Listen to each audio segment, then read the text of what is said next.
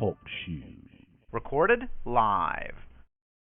Hello and welcome to the Castle Dracula podcast, the Itty Bitty Glasses episode. On this podcast, we talk about horror movies, vampire movies, and all-around awesomeness online at castledraculapodcast.com.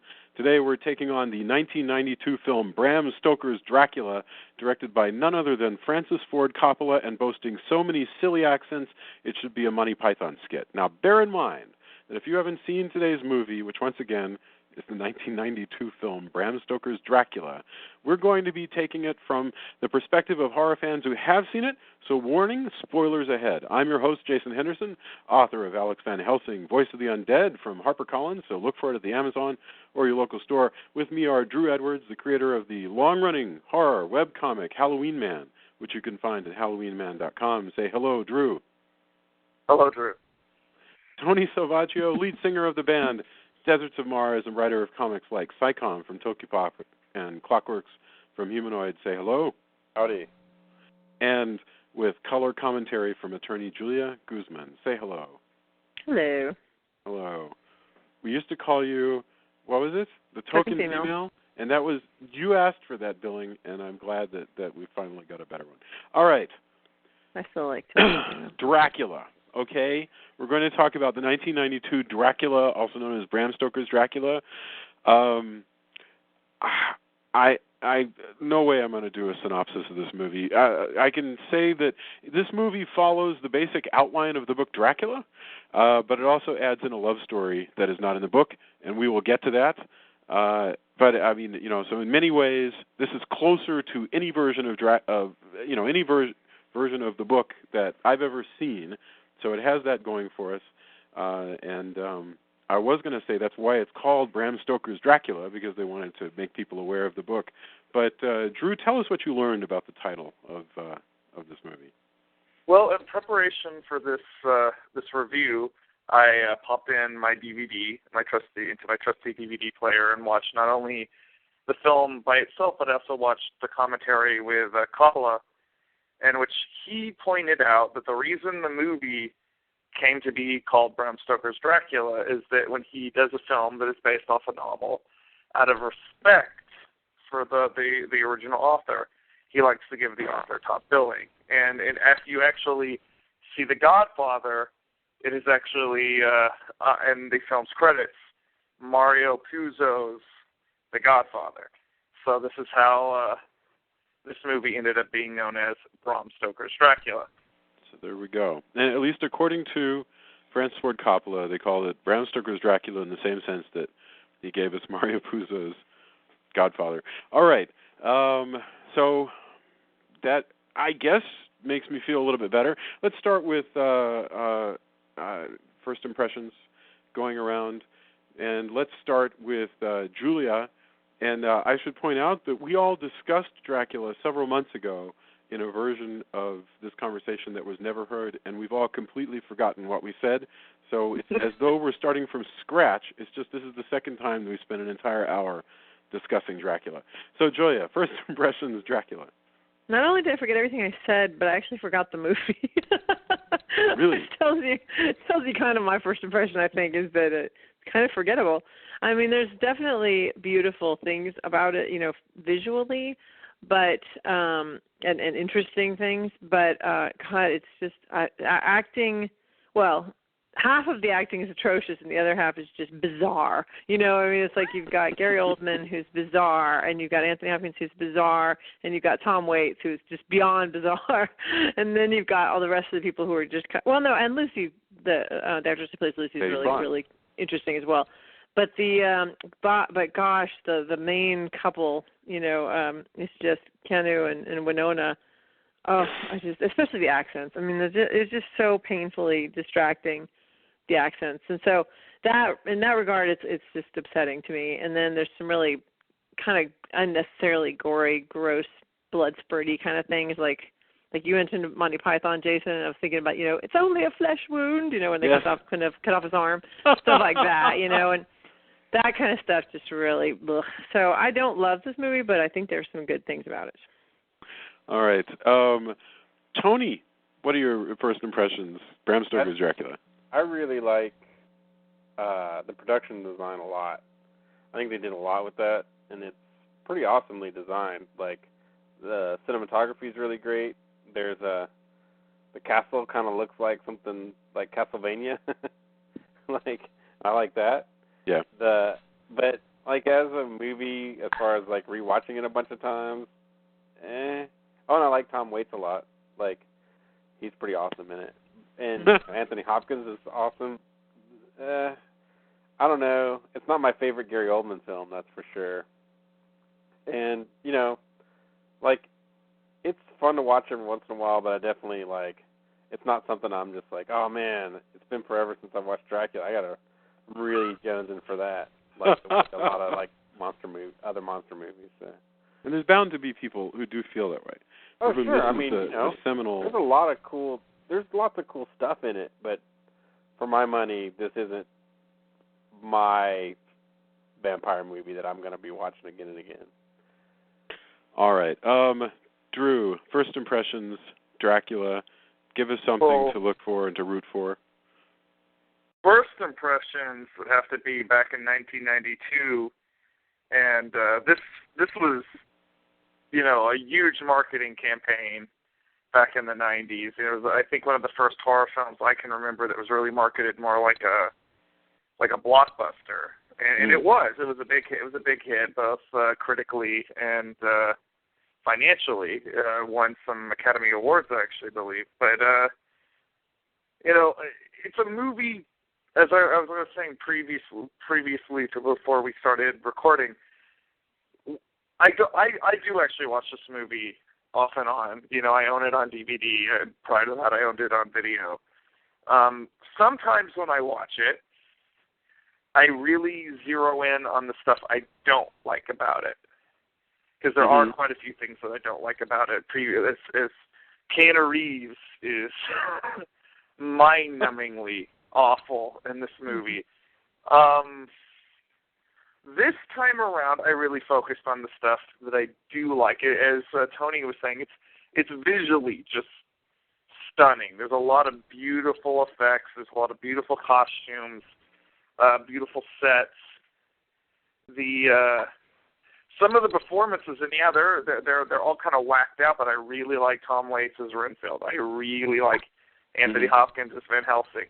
There's parts of Gary Oldman's performance as Dracula that I love. Like when he's playing full-on, you know, sinister Dracula. Like I feel like the best stuff of him as Dracula is when he's the elderly Dracula and he's just going full tilt, sinister with it. I think he's great. You know, when he's like the younger Slav Prince of Vlad, he's a little, you know, he loses a lot of that edge that he originally had. Yeah. I didn't mean to interrupt you because I shouldn't be tearing into this movie. That's it. What were you about to say? Well, okay, I'll give my first impressions of this movie. And I'll try to be fair, but not mean. I also was there in 1992. I looked forward to this movie for many months, and then I remember dragging a bunch of people to see it. And I don't think I reviled a movie I looked forward to this much, with the possible exception of The Avengers. Yeah, I was going to say, probably The Avengers. But I had thoroughly forgotten how much I despised this movie, but I guess I was just in a mood to like, it is, oh my God, I can't believe they've got no less than 3 different ridiculous Dracula costumes. I mean, first of all, so on the plus side, it is often beautiful to look at.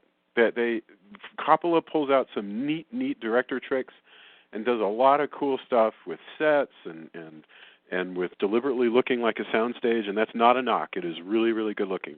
But the costume design, with the possible exception of the Bloofer lady, are just the stupid red armor that they open with, that Dracula wears. Dracula wears a suit of armor that looks to me like it should be worn by Waldorf and Statler the Muppets. It is this weird felt that armor, red thing that no human being ever wore. It is a made-up, crazy, spongy armor that just doesn't make any sense at all. And I don't think they were trying to be realistic to that armor. So I think think you're looking at that from the wrong. Like it's more to me like almost costume as sculpture. It looks like muscle to me. Yeah, that's what I always thought. No, it's true. It is intended. I agree. It's just that a book I was looking at yesterday said, watching this movie, you have to remember that this is not intended to be a documentary about geography or history, and that's all true. Except that the problem is, I just can't get past it. That this is probably the second movie I can think of that actually tries to tie Dracula to Vlad the Impaler, which makes total sense because as good as any, it's a perfectly good interpretation of the book, but. And Richard Matheson had done it before with his Dracula. But Dracula was a complete sexual sadist and, was completely bizarre. And instead they invent this idea that Dracula became an evil man because he turned against God, because God... he felt like God didn't keep up his part of the bargain to keep his bride alive during the war, and so now he's Dracula, which is crazy. It just the whole movie just strikes me as being like if somebody were to do a romantic film about Stalin coming to London and falling in love with a cute girl and nobody understands him, and the fact that he killed millions and millions of his own people is just sort of water under the... I just think it's morally confused. I think it doesn't make any sense, and also the accents are stupid. There's more stupid accents in this movie than like Sound of Music. It's just horrible. Ugh. Let's talk more about Dracula. I am excited. Man, you're totally right. Like Dracula, you're willing to give it a pass. To Mary Shelley's Frankenstein. You're willing to give it a pass last time, and now it's like, never mind. You've thrown in the muscle-looking. You want to put this movie on a wooden pike? It's true. We did discuss this movie back in June. And I think I went a little easy on it. I don't know what I was thinking. Now you're going to invite it into the castle and burn it down. After feeding it a feast. Jason Henderson, the original Angry Villager. Right. Okay, all right. Where were we? We should probably take this more or less in order. This movie actually begins with... stupid Dracula costume number one, but a really neat set piece, which is let's skip over the historical scenes and go straight to the real beginning of the movie, where solicitor Jonathan Harker is sent by Dr. Shrinker, J. Robinson, no kidding, to go to deep into Romania to sell a house to Dracula.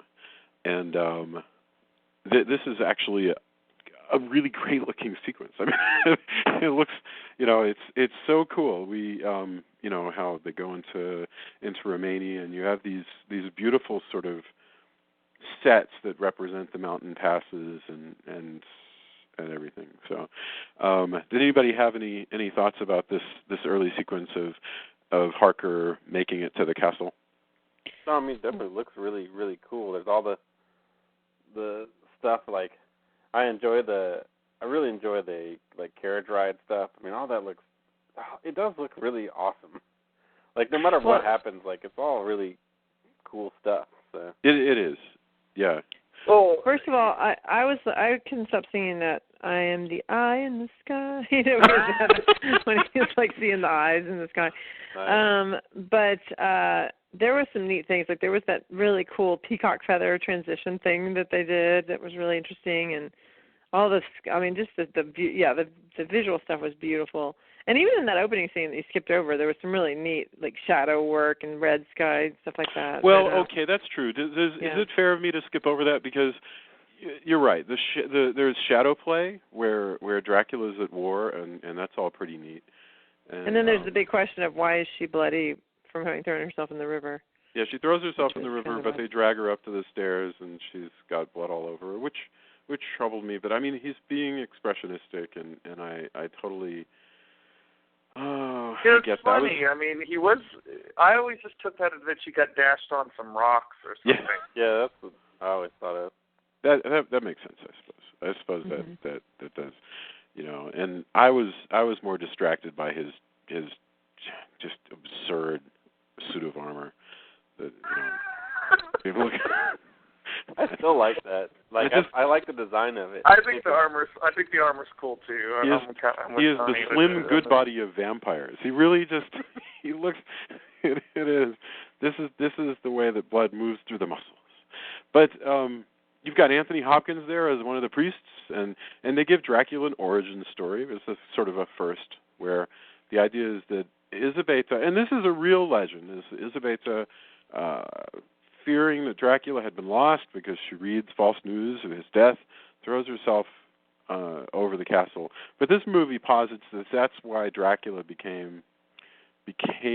I guess he instantly becomes a vampire when he stabs the cross and makes it bleed, and then he drinks the blood, and then he transforms into a vampire. So he's a vampire who didn't even get changed into a vampire by other vampires. He's transformed by sheer force of evil will. Well, I always kind of took that as he's selling his soul to the devil. And it's funny, the very first I saw this with my parents, of all people, the first time I saw this movie, and I remember very distinctly my mom, when we were walking out of the movie, going, I never got that Dracula gets his powers from Satan before. And, it is sort of like, he proclaims, I will rise up from my grave with all the powers of hell. That's absolutely right. Yes. I always took that as like he's making a pact with the devil. There's a lot of that stuff in this movie. And it's that is, I got to admit, that's really wonderful. I really dig that, and that's what one of the. There are two things that bug me the most about this movie, and one is that given how awesome that is, it seems silly that they also feel compelled to weigh it down with a love story that sort of throws all of that away. That he's both a big satanic sadist, rapist, having a good time, killer, and also he's chasing after Mina, and it sort of changes from moment to moment. And second, I guess if there had been, I'm bugged by almost all of his costumes, so that I even when it's really good, I just sort of wish there was somebody else in this. Interestingly, they actually got an Oscar for costuming in that movie. I just can't imagine. I just can't. Based on what? Winona Ryder's leprechaun outfit, or yeah. on really, really awesomely art directed clothing. Like it is. I mean, I can see it's not inconceivable that you get an Oscar for just the quality and the how everything looks. Like, I mean, the costuming is, regardless if you think the style's not cool for Dracula, it's pretty amazing stuff. No, you're right. One of the things Coppola says on the commentary is that one of his concepts for the movie, two things is, one is he really wanted to play up the fact of vampires as these metaphysical beings, and that the reality switch when you're in the presence of a vampire is kind of shut off, so things don't work quite right. But the other thing he says is that he envisioned the costumes almost being the quote-unquote sets of the movie and being a big part of what sets the tone. I think I read that one somewhere. Yeah. That the costumes are the set. You talk about the weirdness of, in a way, the way Dracula is attired, and me personally, I do tend to prefer the Christopher Lee / Bela Lugosi, cape and slicked back hair incarnation of Dracula. But within that context, I mean, you see Gary Oldman when he is this old, almost lizard-like man. Yeah. When he first appears as Dracula, and he's got the weird red robe and the hairstyle that almost looks like horns. And he does look very demonic to a degree. And yes, it is a silly hairstyle, but I'm just saying it does, subconsciously evoke the devil. The lizard shadow, and Julia loved watching the shadow of Dracula and pointing out when it was doing different things. And the lizard shadow of Dracula, and when he's crawling on the wall, I love that stuff. When Dracula, the problem is when he's standing still and I'm watching him and he has this stupid white bun like he's Aunt Bee off of Andy Griffith, and he's, you know, I just hate it. That's how I saw it. Because they weren't pointy, so it wasn't like orange to me. I just felt like this was. I felt like, oh my God, what are you doing? There are all these choices, you know, and while we're at it, in the same scenes, of course, you've got Keanu Reeves, and you find out once and for all that Keanu Reeves, who I think is very good in the Matrix movies and was excellent in Bill and Ted, cannot do an English accent to save his life. And I mentioned Sound of Music. I don't know why I picked on Sound of Music earlier, but I was thinking about the fact that, you know, nobody made Christopher Plummer do an Austrian accent when he did Sound of Music, right?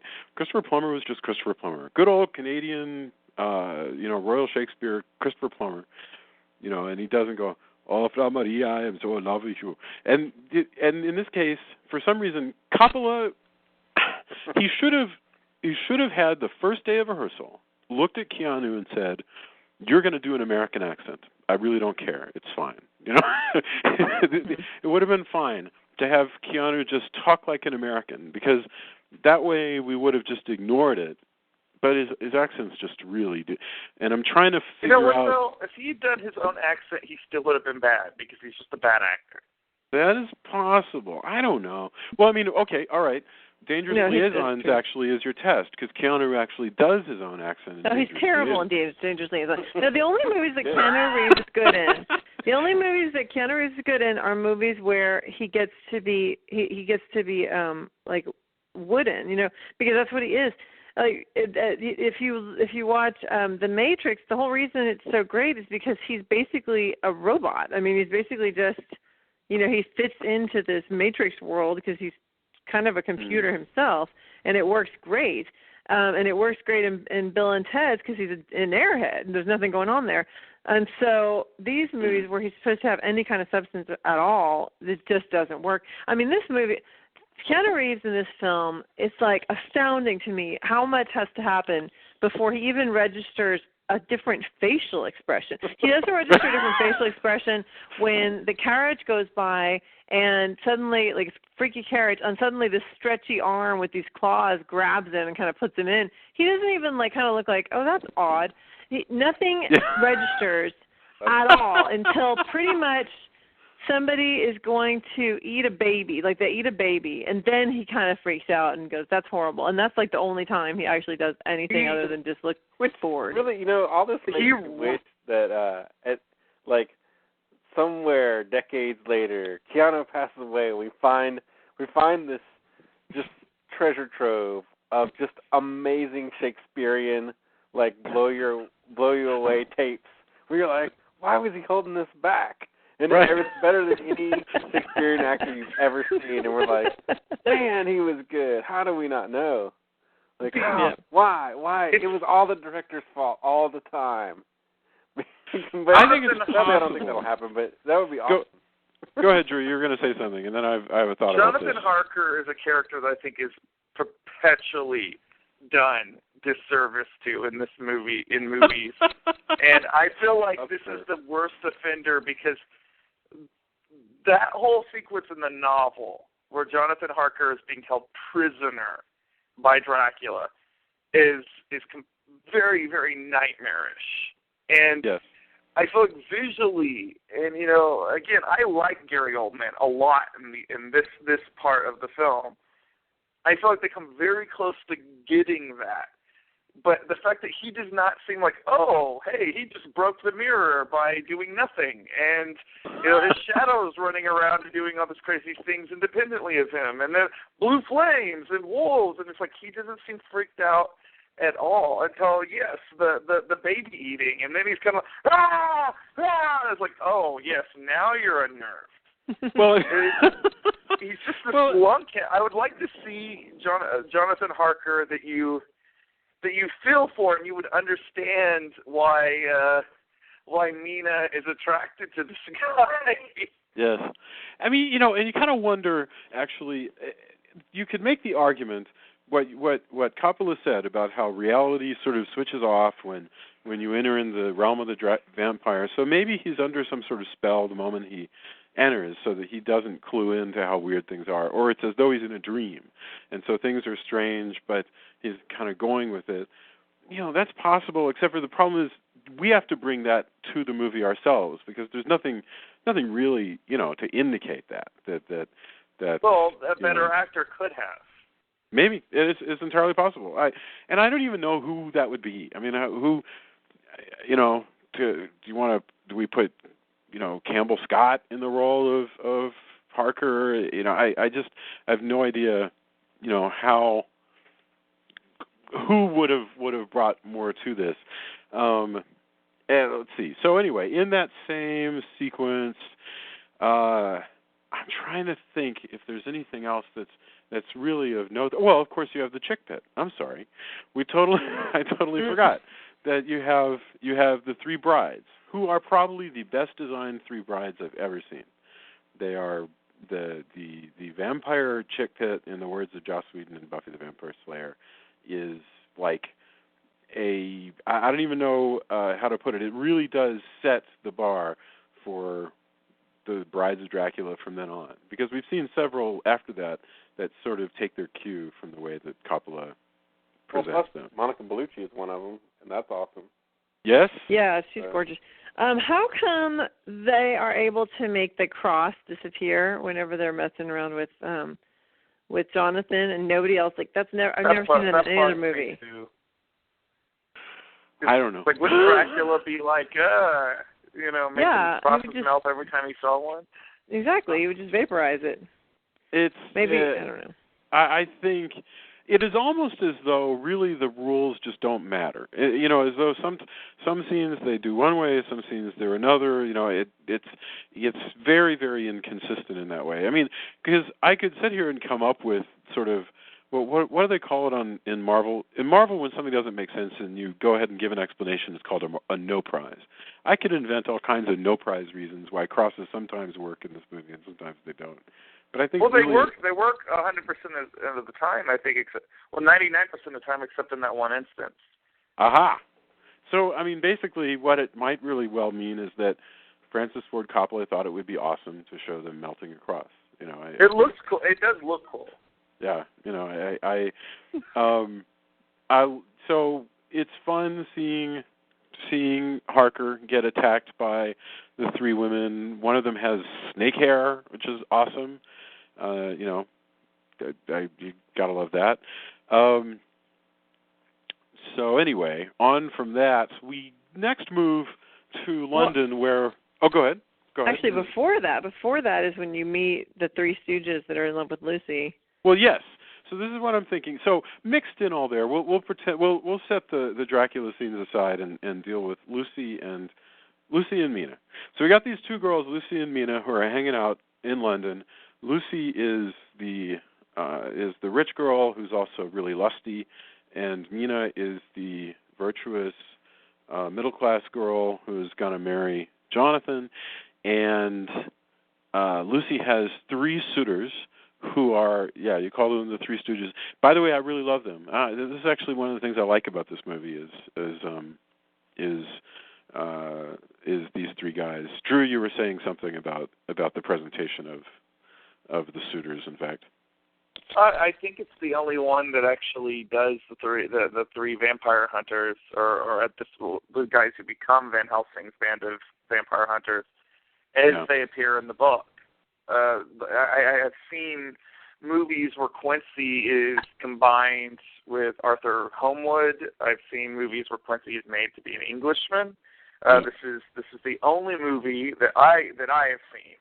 There could be Lord knows there are so many versions of Dracula.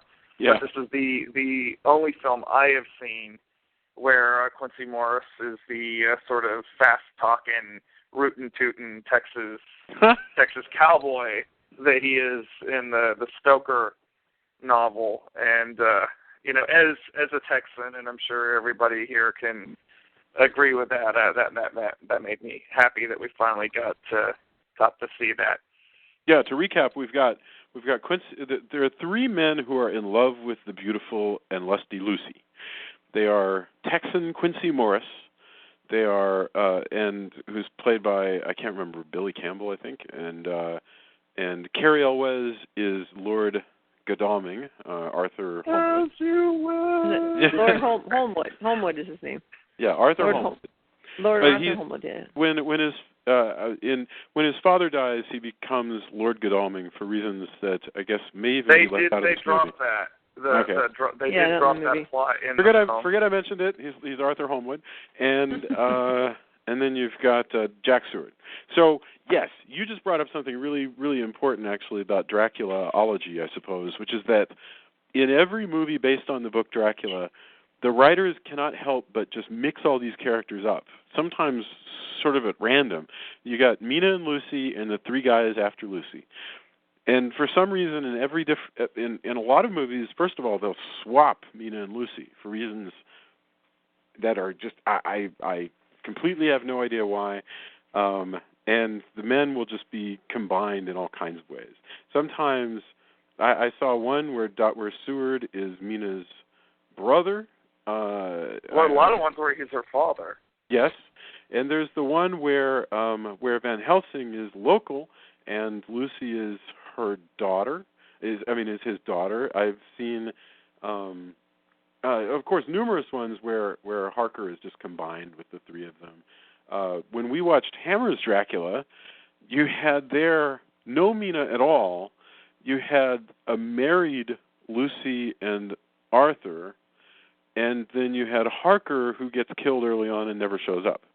And actually, that was probably one of the best ones we had. So that, and I don't even remember what happens in the Universal Dracula. There's only Jonathan, and instead of Jonathan going to Dracula, that's all given to the wonderful Dwight Fry as Renfield. Oh, that's right. That's absolutely right. Yeah. So this movie, you got to hand it to Coppola and his writer. They have pulled out all the stops to include as many plot points of the book as they can. And one of the consequences is, I love these vampire hunters. It's cool. It's cool to have this team of neatly delineated different characters, all sort of well presented by their actors. You know, if the movie actually were an adventure about Van Helsing and the three guys, you know, Arthur and Quincy and Jack, that would actually be pretty cool. I mean, if Mina and Jonathan were just like minor characters that they were investigating, and then off they go. Once again, I sort of save the movie that I'm watching by imagining a better one that doesn't exist in my head. I'm going to make, actually, you know what? I will make a fan edit of this movie that'll have nothing but the vampire hunters. And then, I don't think that'll be very interesting. It'll just be like what's his name? Quincy saying stuff like, what does he say? He's like, I must say Miss Lucy's hotter than a June bride riding bareback buck naked in the middle of Sahara. It's like, really? There's like a few little quotes like that, and that's pretty much all there is. But imagine actually twisting the script around so that Lucy and Mina were just like minor comic relief characters that came on. Well, there's nothing much comic about Mina. All right. Yes, we should get to Mina. She's a pretty serious young lady. She has a point. She seems to take herself very, very seriously. She is very serious. She's learning to type. You know, God bless her. She has she has erotic thoughts. At the end, and then when she's like all vampy, then she's really frustrated because Lucy has this wonderful clothing that always shows her breasts, like pretty much at all times. Yeah. And whereas poor Mina, when she really wants to show her breasts, she just can't seem to get her dress off. Yes, she sort of tugs at it, and all it does is just tugs at it. She can't get it to work. It just sort of flashes some Mina décolletage. It doesn't actually. We don't have the full Sadie Frost breast bearing that, you know, maybe Sadie Frost didn't have as good an accent. That was probably the number one most irritating thing to me, is that these men are all supposedly helping her and nobody covers her up. And plus the continuity screwed up so that in one shot she'll have her breasts will be showing and in the other shot it won't. So it's like the most annoying thing to me in the entire film was that scene where they're doing the blood transfusion. And I'm like, oh my gosh, would somebody just cover this poor woman up? What do we make of? So yeah, just to get these guys moving along, we introduce those two characters, and Lucy is dealing with her suitors, and she's kind of a sex pot, and Mina is reading sex books, but she's a nicer girl than all that, and Dracula comes to town. So Dracula comes to town in a ship, and this is awesome. I think the ship crossing, honestly, in the 1979 movie is better, but this is pretty good. You know, it's kind of neat. And by gum, we've got to do the 79 movie sometime soon. Oh yeah. Yeah, because I love that. That one also shows us a lot of Victorian stuff, and I really loved it. But so yeah, Dracula comes to town, and one of the first things he does is turn into a sort of Bat-Wolf man and ravish Lucy in a graveyard kind of thing, or the garden, or whatever the heck it is. What do we make of this scene? Is it erotic? Is it scary? Is it gross? Do we object to it? Are we offended by it? It's weird. That is that. Weird. Yes.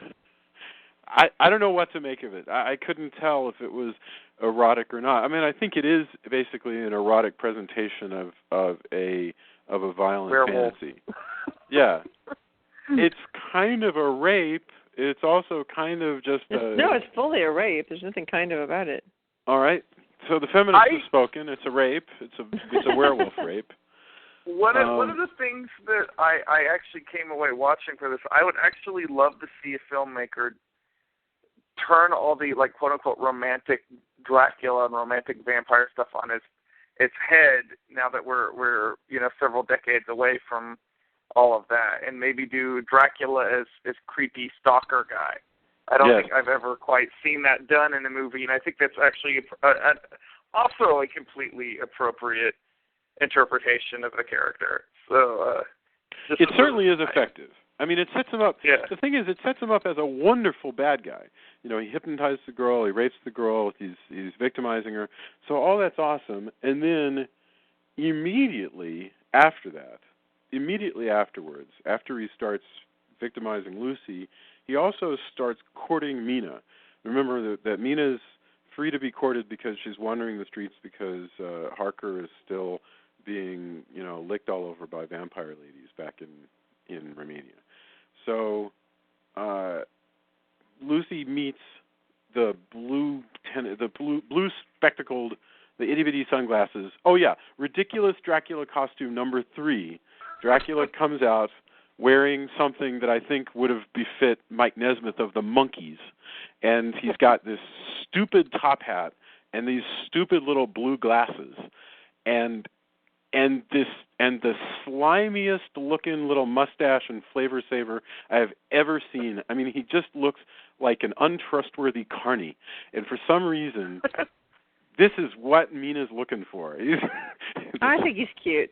You think he's cute? All right, Mm-hmm. Well, there you go. Okay, so it works. I don't know. He really looks to me like he should be wearing like short shorts and working at a amusement park in the 70s. No, I don't think so. I think he's got a very cool kind of, almost like a Johnny Depp look with the John Lennon glasses. I don't know. I think the fact that they're blue is very odd. I was trying to figure out if that was a thing, if that time period actually had blue glass that they used for glasses for whatever reason. Or if that was just some kind of who knows? Maybe. I mean, we already talked about how it probably doesn't matter whether it was historical or not, but it's possible. Who knows? It's possible they had freaky little blue glasses. But I mean, okay, so it works for you. Maybe if Johnny Depp had done the role, I don't know. I keep thinking of what a waste this is, because Gary Oldman, in theory, could have played this part 1,000 different ways, and instead they dress him up. They make him look like Dwight Yoakam in a tuxedo, and I just anyway, they meet and they want to go to the movies, so they hang out, and they begin their affair because Dracula starts impressing on Mina that they have this deep connection, which in the movie they do have this deep connection. She is is she a reincarnation? I guess she's a reincarnation of Elisabetta. So that's new. that's not in the book, and that's fine because the movie doesn't have to be like the book. I'm just saying that now it's going to get complicated because this is like Ted Bundy. Imagine a movie where we've got Ted Bundy. He's killing girls in the dorm. All right, fine. He's carrying around a log. He's bashing in their skulls. That's what I do. I'm Ted Bundy. But we also have him in a love story with this girl where he's very charming, and we are called upon to really be interested in him. Right? I mean, aren't we? Am I wrong about this? It seems to me that we're called upon to follow. No, they want you to understand. And if they had pulled it off better, I don't think I would resent it.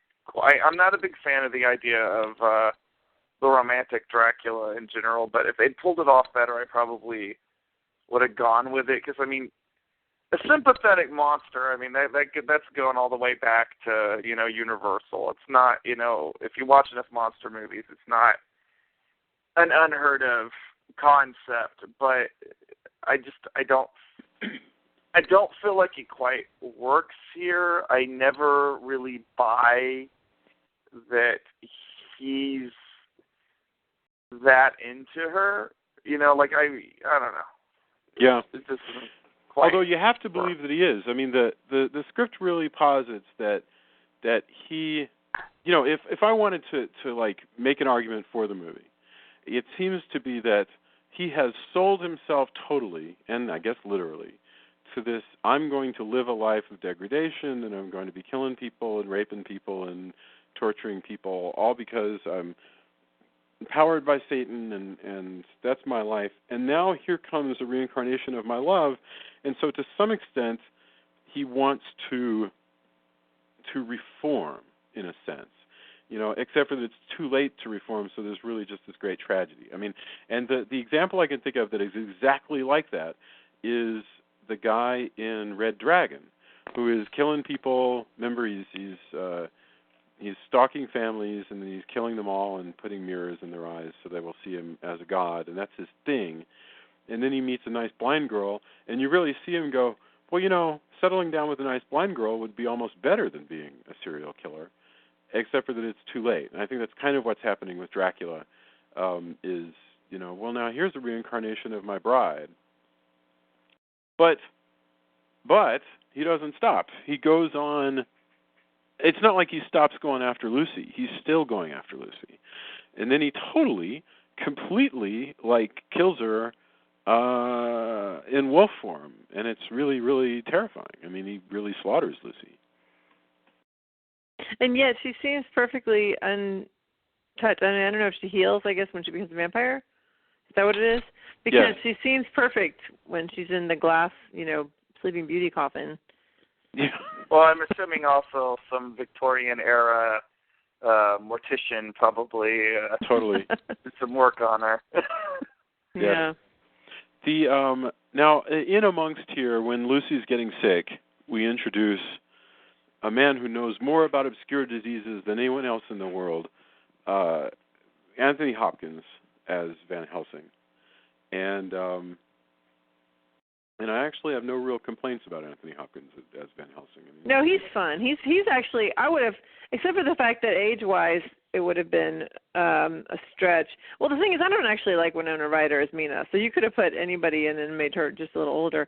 But he would have been, I think, great as Dracula himself, because he's just fantastic in everything. He's so strange and bizarre. But I thought he was a really interesting choice. What an interesting It's fun idea. seeing him be the hero in a horror film for a change, though, because you're so used to him being Hannibal Lecter. That's right. I think that's but he's in Remains of the Day and stuff like that. I just like how, I don't know, I like how he operates as, and he's kind of off-center. He's one of the better parts of the movie, in my opinion. And I didn't really remember that until I had rewatched it, and I was like, oh yeah, he's pretty awesome in this. So. Yeah, but he's kind of, it's like almost like a minor character, really, which is kind of unfortunate because he is so great. because the bromance plays such a huge part of the movie. It's such a huge character in the movie itself. And did you say the bromance or the romance? The romance. No, I was going to say I started to say yeah, it did sound like there bromance. is kind of a bromance going. You know, True. Again, that relationship is actually totally believable to me. Yeah. Where they all hang out and go hunt vampires. Again, yeah. I can dig that. But no, I get it. Yes, the romance. Was this the movie that was called The Strangest Love of All, or was that Frankenstein? Oddly enough, The Strangest Love of All was actually is that Universal either, Dracula? The Hammer or the Universal. It's the Hammer version of the Universal. It's an older version of Dracula. Right. So Van Helsing comes and he's a wacky little German gnome, and I got to tell you, the crazy way that Van Helsing is portrayed here, you know, laughing inappropriately, saying funny things, you know, just being sort of weird. This is totally the way he is in the book. I mean, there's no, you know, in the book he's this annoying guy. And he's exactly this way, but annoying in a way that makes him lovable, and yeah. So Van Helsing, as portrayed in this movie, is totally on board, you know, with the way he is in the book. So let's see. We kill Lucy, and then, well, I mean, you know, Lucy dies. So then we have what I think is probably one of the most awesome sequences in this movie, and I got to say, really honestly, awesome. Maybe not as good as it was in the 1979 version. I don't know what's wrong with me. I keep saying that, but there you are. But when they go kill the Bloofer Lady, that's a cool sequence. Bloofer Lady being what she's called when Lucy comes back as a vampire. Why is she called that? Where did you get that from? Why is she called the Bloofer Lady? I totally do not remember. But what does that even mean? It's what the newspapers name her, because she's I don't know why it's Bloofer, but because she's killing and kidnapping and children and drinking their blood. Yeah, so the newspapers are saying this mysterious woman is luring children away from the park, and one of the children who got away from her maybe is the one who called her the Bloofer Lady. But regardless, the character that Lucy becomes when she dies and becomes a vampire is the Bloofer Lady. So her Bloofer Lady costume here is great. It's her marriage. It's her bridal gown with that crazy Elizabethan collar. And that is this huge thing, you know, that makes it look like her head is on some kind of plate. And she's got a skull cap. And, you know, she's got her crazy teeth and her big eyes.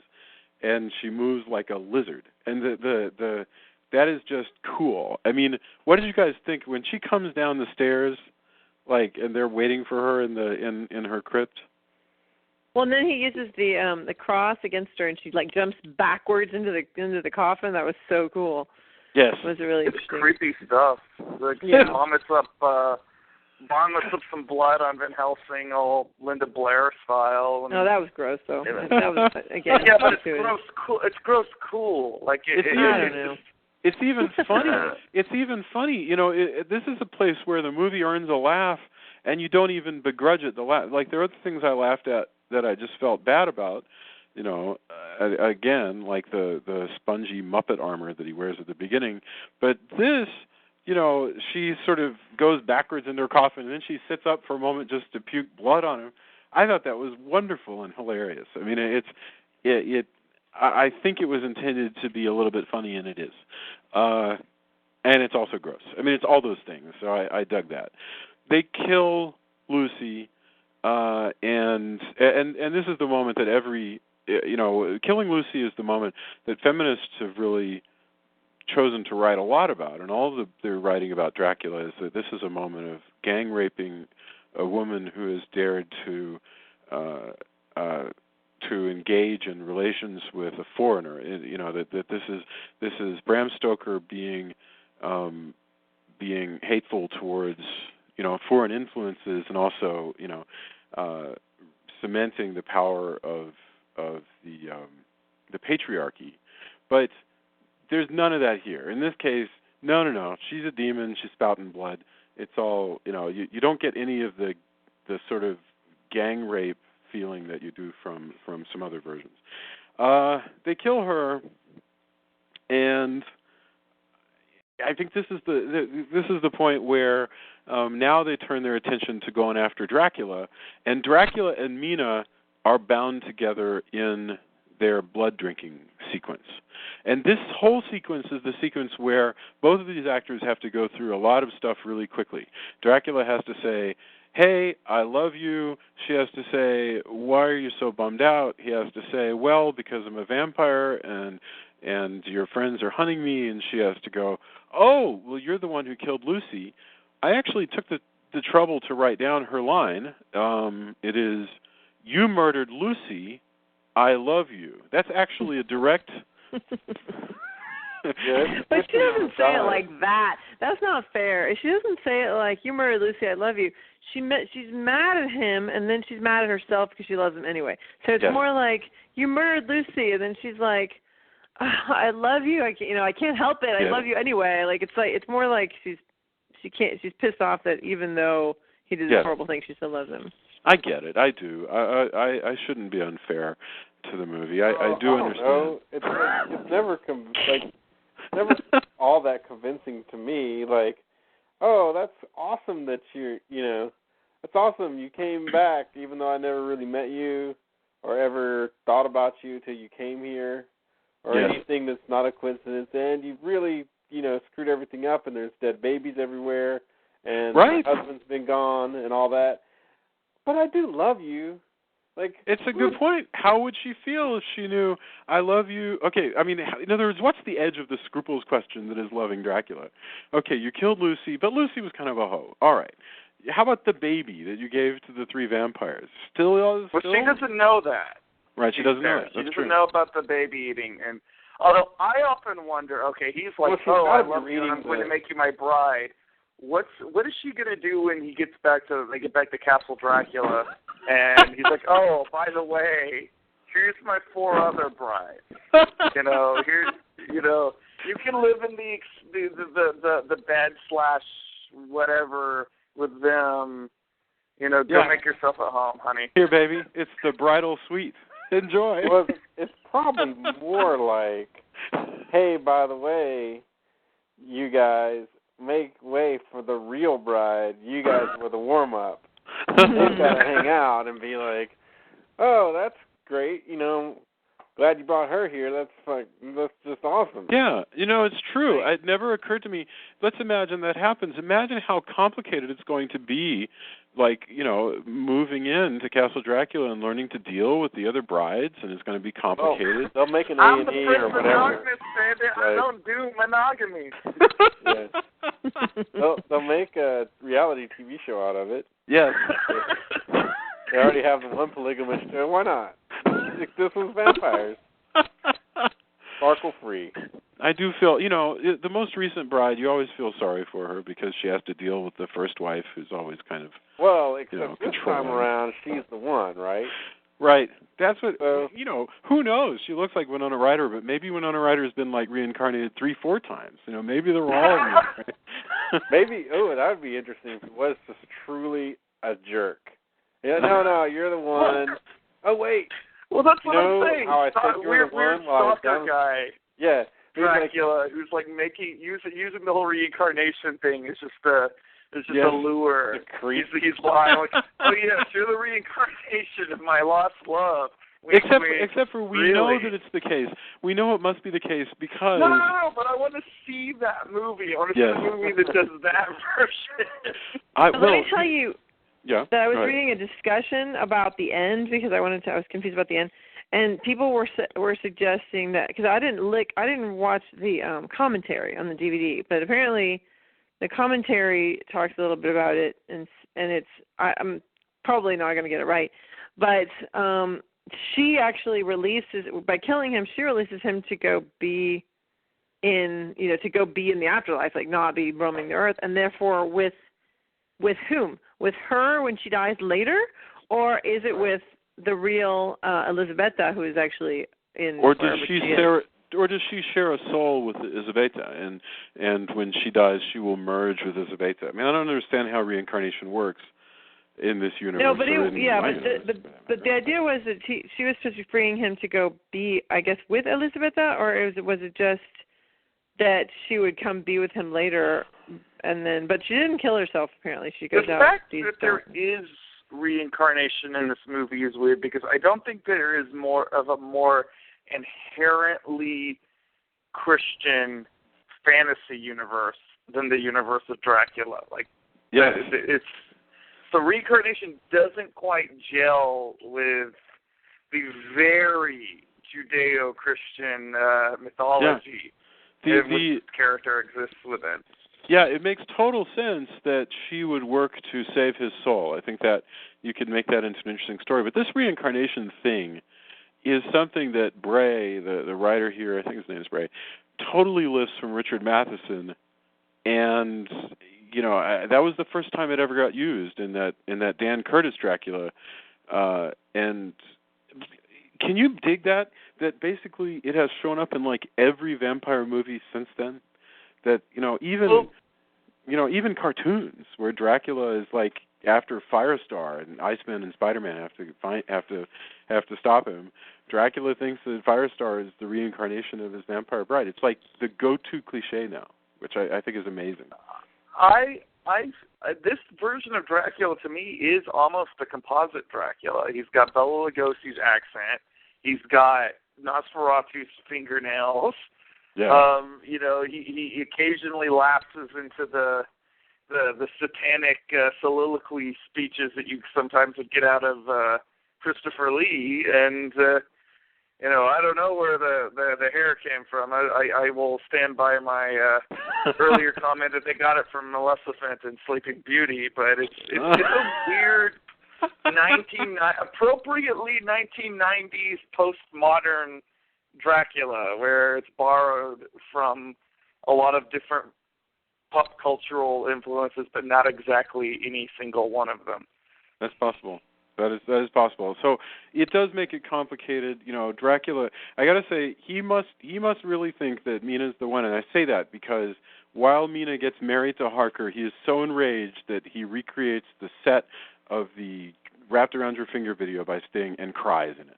And so, you know, and so he must believe it. And then he makes the wind come. By the way, some of the dialogue in this movie is curiously on the nose. I thought, you know, something like "Come wind" is actually what he says, and Mina at some point says something like, "My prince, Jonathan must not know of our love," or something. It was the most, like, literally is like, put in a line here about how she needs to keep a secret from, and she just said exactly those words. All right. Just a random swipe at the movie as if it deserved any more abuse. It might know how you feel. I don't know.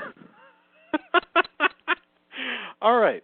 So they have it really is actually a pretty exciting scene where they chase Dracula across the countryside. You know, it's funny. The movie's like 2 hours long, so it's possible that chasing him around the earth could have been shortened, but that's okay. They chase him. They finally get to there's the long sequence where they split up. The heroes split up. Mina's under Dracula's control and tries to seduce Anthony Hopkins, and Anthony Hopkins kills the brides because they're already attached to Dracula. I love that sequence. It's a good sequence. Like where he cuts off their heads. Like Van Helsing is such a badass in that part. Yes. You know, and when he comes out, like carrying their heads, that whole sequence actually, oddly enough, it reminded me of kind of the sets of Van Helsing in a sense. The 2004 movie, you know, the big drawbridge and all that stuff. Didn't it? Did you get any of that? Maybe I'm just completely on my own. I think Van Helsing was heavily influenced by this film. I think Stephen Sommers would be hard pressed to say. I mean, even I feel like that the accent that Hugh Jackman periodically slips in and out of it sounds an awful lot like Anthony Hopkins' Van Helsing accent. So, like, I think they would be hard pressed to say that they did not drink pretty deeply of the Francis Ford Coppola vineyard for I guess you'd kind their of own have to. interpretation. 1992. You know, this is just like 8 years later, so it totally that makes sense. So we finally get to the death, which you guys were talking about, and Dracula says the line that I think finally was the nail in the coffin for me with this, where Dracula quotes Jesus himself, saying, "My God, why hast thou forsaken me?" as he's laying there, and that was literally the point where I just started bashing my own head against the wall back in '92, because I'm like, once again, this is Stalin, okay? This is somebody who killed lots and lots and lots and lots and lots of people. It's just, and now we're being asked to sort of feel sorry for him here because he's so hated. I mean, I don't know. He deserves to be hated. Yeah. I don't know. I think I prefer the inverted version of that earlier in the film, where he's the bat monster, and he look at what your God has done. Ultimate is inevitably always better when he's playing it more satanic. Anytime he tries to lapse into the woe is me sort of the Jesus more of thing. a Lawrence Talbot style monster, it doesn't quite pull off. When he's more devilish, he's better. Yeah, no, he was very good.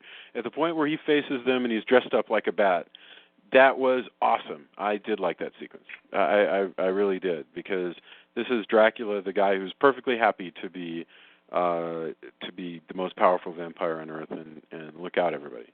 And that's the way that scene goes actually in the book, more or less. When he tries to make Mina his bride and he hypnotizes her and she's going to drink from his chest, he also threatens her and says, "If you don't do this, I'm going to bash your husband's skull in." I mean, he is an unabashedly not nice guy, but at least she still loves him. Yeah. That's still, and again, that would be interesting. In other words, it is. I don't know. All of those things are complicated, and I think you could probably create something really interesting and complicated about being in love with somebody who's also a sadist. But the thing is, this movie, because that's never been done before. Around it. It just doesn't happen though here. It doesn't happen that the most that it happens is you murdered Lucy, I love you. That's right. That's the most. But all right, so she drags him inside for some reason, because she's his love. She's the one who must complete the killing of Dracula. So she drives him through with, I think he was stabbed with the Bowie knife, right? Yeah. Yeah. So she but now it'll kill him because, for some reason, it'll kill him now because they're on this holy circle altar thing, and then she cuts off his head. And so clearly she knows that he doesn't have any place on this earth, and she sets him free, I guess, to go to heaven or to go be with Elizabeth or do whatever. But she frees his soul. He's no longer condemned. In the movie's defense, it is clear that she knows that he's condemned and he's a bad guy, but she also loves him, and so she wants to free him from the torment of the earth. So I get that. I don't know. It just feels too uneven to me to make it. So it doesn't quite, as listen, it doesn't quite. It could have worked. It doesn't. Maybe if they'd done another script revision, had somebody other than Winona Ryder. It doesn't quite. I say that I'm being unfair to Winona Ryder, because I do believe that she is attracted to Dracula. Yes. I think Winona Ryder does a great job. I think she was awful. I thought she was awful in this movie. Really? Just awful. I actually was surprised I forgot. After seeing this movie, I have forgotten why I like her in other movies, because I just thought she was so bad. I'm like, why do I like her in Reality Bites? I'm going to go back and watch that again. Right, get you some Reality Bites stat. I mean, that's why. No. All right. So fair enough. Yeah, and that's the end of the picture. We should go actually now to our final thoughts, and we can go in reverse order. Final thoughts on Dracula. Oh, and by the way, in the chat room, Darren pointed out that Francis Dollaride was the name of the killer in Red Dragon who wanted to give up being a serial killer. So thank you. But all right, final thoughts, Julia. Bram Stoker's Dracula. That's not really reverse order because I started last time, but that's okay. Oh. In random order that I've forgotten now. So. I say, saying what I said before is that if we had different actors, I think if we had like Helena Bonham Carter instead of Winona Ryder and Johnny Depp, if it was Tim Burton's Dracula. Tim Burton's Dracula. Which is with all the visual, huh? He's doing Tim Burton's new movie that's coming out is Dark Shadows, starring Johnny Depp as Barnabas Collins. Yeah. Anytime you got, Johnny Depp and Helena Bonham Carter in a movie like this, and Tim Burton usually is involved as well, it's always a good idea. And so I think that having Keanu just in this movie just brings it down like 10 notches, and having Winona in it brings it out another notch after that. And then everything else, it's like, I think that the rest of it would have been just great, but it was such a distraction. And then, like I said, that part about Lucy's breast not being able to stay under her clothing was disturbing as well. But other than that, I thought it was interesting, and there were some good things. I don't know. I didn't, like I said, it wasn't memorable. It didn't really grab me very much, but it's pretty. All right. Let's see. I don't even remember what it was. So, all right, fine. Drew, final thoughts, Bram Stoker's Dracula? As previously noted, I actually am a fan of this movie. Sometimes, I give it a lot of tough love because there's a lot I don't like about it, but there is a lot I do like about it, and it is an important horror film. I think if you're a horror fan, you should probably see it because, for one, it was, I think, one of the very first mega-budget genre pictures, and as we will see in coming weeks, it actually kicked off a trend of sort of classic horror revival in the 1990s, and so it was an important 1990s horror film, and that sort of set a lot of other movies in motion that came out over the course of the decade. Yeah, I guess that's true. That it was the part of a trend. Tony, final thoughts? Bram Stoker's Dracula? Like I said, I still like it more visually than I do just as a movie I watch. Like, there's a pretty awesome art book that came along with it. It's maybe better than owning the art book might be better than owning the movie, in my opinion. Like, to me, personally. I mean, there's a lot of good stuff. There's, like, the werewolf looks cool. Tom Waits is awesome. Like, I love his Renfield. So good. Like, the stuff they do, there's a lot of, like, really neat mood pieces with how they use color when they use, like, purples and then when they use reds, and it's kind of the opposite of that. And all of that art design and production design, and just there's so many cool bits that it's weird that the bits don't add up to a movie that I enjoy more than what I enjoy it. And that's kind of a shame to me because with so many pieces that are awesome, I want to like it more than I do. Understood. It just doesn't really, it's not in my constant rotation, that's for sure. Yeah. And, for having all of that, and I give a lot of movies that some other people didn't like, I'll give them a pass as an artist, like, on just the visual stuff alone, and for some reason I just can't seem to do it for this. I can't seem to enjoy it as much as maybe like some of my friends do.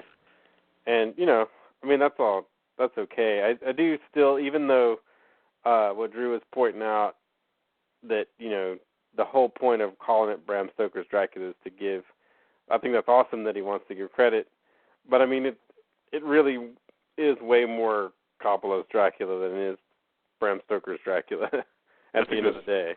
Yeah. All right. My final thoughts, I keep wondering why I'm harder on this movie than I am on, like, random Dracula movies that I don't think about. Like, Dracula Pages from a Virgin's Diary is a there's way ballet. crappier ones too. There are far, far worse Dracula movies than this movie. So it's kind of funny to me that I'm harder on this one than the others. And I think maybe, who knows, maybe it's because it tries harder. Maybe it's because I feel like it's kind of a lost opportunity with such a fantastic director and such amazing sets and one of the best soundtracks I've heard for movies in a long time. And yet I can't stand the central performance of Dracula, which, you know, if you gave me a better Dracula, in my mind, and again, maybe that's not fair, but a Dracula that I would have enjoyed more, and I can't imagine who that would be. If you gave me a different Dracula, I probably would have forgiven almost everything else. So it ends up not working for me, and I sort of end up rejecting everything. But as I think through it, there's a lot of other stuff that we complained about over the last hour that I also sort of don't like. But, you know, this has happened before. I mean, you and I watched War of the Worlds. I really liked it. You can't stand it. That happens. Yeah, you know, definitely. and so, you know, there you go. I started to come back around to your Avengers. Like, when I first saw Avengers, I didn't hate it. I didn't mind it. On second thought, I'm kind of getting closer, but I don't absolutely loathe it like you do. So, yeah. you know. So this movie, you know, I still don't like this movie in the same way that a lot of people don't like the Doors, you know, who were big fans of the Doors, and they don't like the Oliver Stone Doors. So do I recommend that you watch this movie? I really recommend, totally, yeah. You got to see this movie just so you know what we're complaining about. And I wouldn't say that about everything we watch, but you have to see it. You know, you got to see it just so that you can join me in not liking it. I don't know about that. I think it deserves, like, just. You know what? Watch it on mute. Is, watch it on mute. Yes. Probably, I'll bet that watching it with the commentary is probably a payoff. Yeah, we should watch it with the commentary. You know, this movie, you know, you talk about this one, but this movie was successful. It does have quite a few fans. I will be the party pooper to point that out. I know probably more people, like, I lean more towards negatively, like, saying negative things about it than most people in my social circle. I would say most people I know actually do like this movie. No, I can't. I mean, I don't blame them. You know, right? Like, I mean, there's like I said, a lot of great stuff. Like, yeah, it's total. You can totally see why it's popular. I mean, yeah. you know, I didn't feel. I think. Good. I know I already had my chance to talk about this, but please. I didn't really feel like it had anything that grabbed you emotionally, is the thing. You know, because it's supposed to be a romance, and yet there's nothing that grabbed me emotionally about the romance. And so if it was just going to be an action film, then it would have been a different kind of movie, but it's not, and so it needs to reach further than it does, I think, with that. Interesting. So, in other words, if you were to actually plot this like a romantic movie, you would have gotten rid of a lot of other stuff. You know, right. You know, well, when you think about just would have made the characters. I mean, I just never believed that they were actually in love with each other, and I sure as heck didn't believe that Jonathan had any feelings of any kind whatsoever about anything. You know, so that's, I don't know. So that's kind of where I think. Does anybody have, okay, so I believe that we all know where we stand with Dracula. Before we wrap, does anybody have anything that they want to endorse this week? Yes. Okay. Go crazy. I would like to endorse the comic book, not the sort of B action/horror film that came out over the summer. I'd like to endorse the comic book Dylan Dog. I picked up a phone book size reprint of the Italian comics put out last year by Dark Horse. I read it while I was sick last week and in bed. They were wonderful and surreal and atmospheric, and I do hope somebody years down the line does a film version of that. You know, speaking of which, I got a signed copy of that from the director right after that gig that I filmed, where you guys filmed that My Boyfriend's a Zombie. Yeah. Like, I went to there and I got a signed copy. And the director was really cool, and I think one of the things that I actually like the movie, but I don't know why people don't like it. But one of the things he pointed out, this isn't a woe is me story. He was just outlining kind of what, the things that happen in movies. And he goes, well, right before I get on the plane to go location to start filming they cut the budget by, I can't remember if it was 3/4 or a half, something amazing where you're like, how'd you make a film at all? Yeah. And so, unfortunately, I don't hate the film version, right? But I definitely like it a lot less now, having read. See, at the time when I saw the movie, I never read any of the comics. Now that I've read the comics and seen how very different the movie is in both tone and content, like I can't help but look at that movie and think that it's disappointing. It is an entertaining sort of full moon-esque monster movie. Yeah, but that comic is really awesome. Like, there's a reason why it's an international hit, right? It's really good. What does it say here? Over 56 million copies sold worldwide. That's a lot of comic books, people. Yeah. No, that's true. That's totally true. So lucky. So I wanted to endorse. I got a couple of Fu Manchu books, the reproductions of brand new reprints from Titan of the original Fu Manchu novels about the criminal kingpin called Dr. Fu Manchu, who rules the underworld in Britain. And I happens to look like Peter Sellers if the film. That was one of those movies where Peter Sellers plays everybody. Right. Peter Sellers and Peter Sellers and Peter Sellers. They don't do that anymore, but so no, they do that, but they just do it with what's his name, the African American guy that does all the Eddie Murphy. No, not Eddie Murphy. Eddie Murphy used to do it, and now it's oh God, what's the guy's name? That Mama. Tyler Perry. No, well, the guy from Bad Boys. That's I thought it was Martin Lawrence at one point, but maybe I'm Anyway, wrong. the point is, it's always black actors now that do it, as opposed to before when that's true. Peter. No, that's a good point. It's gone straight from Peter Sellers to Martin Lawrence. That's funny. Or even crazier to put a spin on it is we've gone from Peter Sellers playing a Chinese guy to various really famous black actors playing everybody in a family. Yeah. Which is equally strange and kind of maybe arguably better. Yeah, that's progress. Well, cool. Any other?